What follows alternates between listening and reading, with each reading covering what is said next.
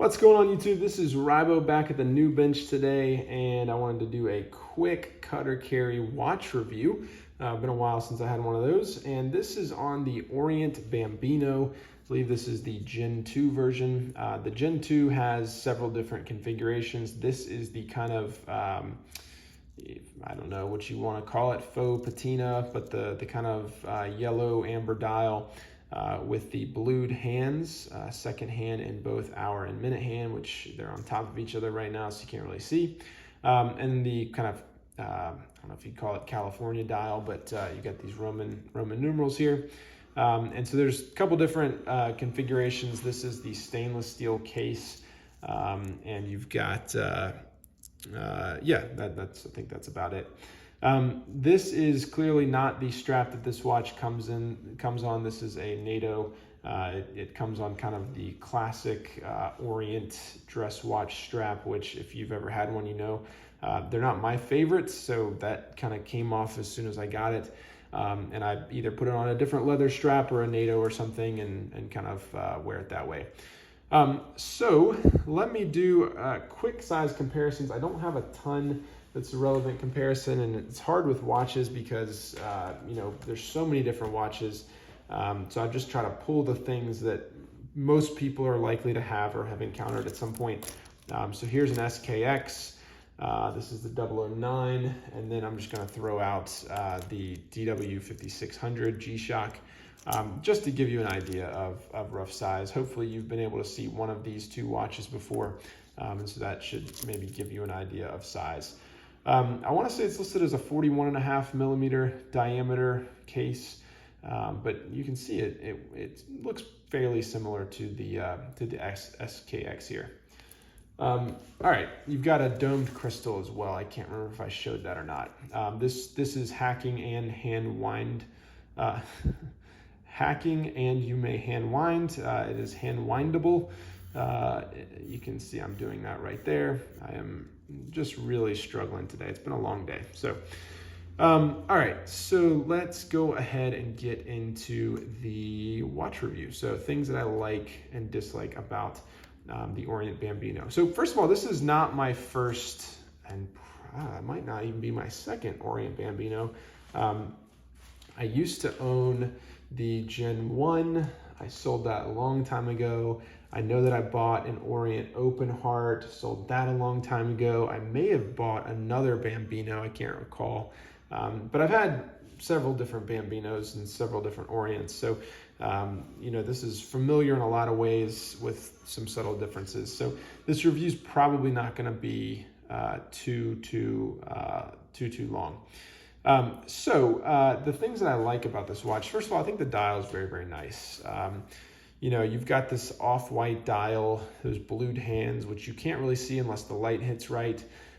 You've got these kind of applied, both the logo and the indices here, which at least look applied, which is a really nice touch. And then you've got this kind of outer, I don't know if you call this a tachymeter or what you'd call that, but you know, all the ticks around the outside here, really, really nice.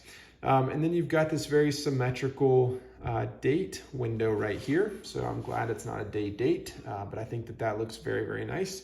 You've got some very nice bezeling there on that date window, which is a nice detail on a watch of this price range. And so I really, really like that.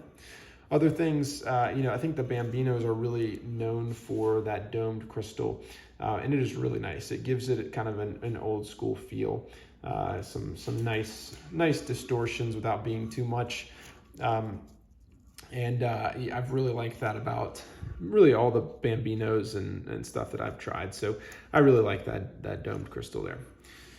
Other things that I like, obviously love that you can hand wind it.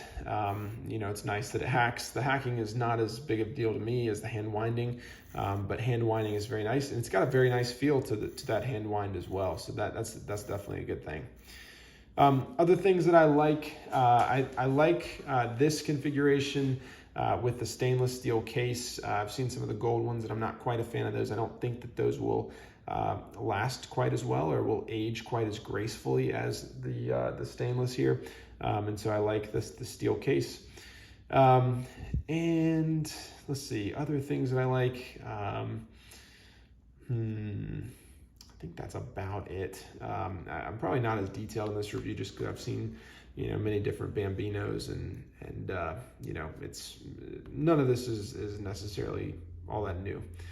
I guess I'll say finally, I love the price point. I don't usually talk price in my reviews, but I feel like that's a pretty relevant thing for this review, just because this is a hacking, hand-winding, automatic movement on a very nice looking dial, nice watch for right over $100, $115, $130, depending on kind of what configuration you get. You can pick them up new for $100, sometimes even less.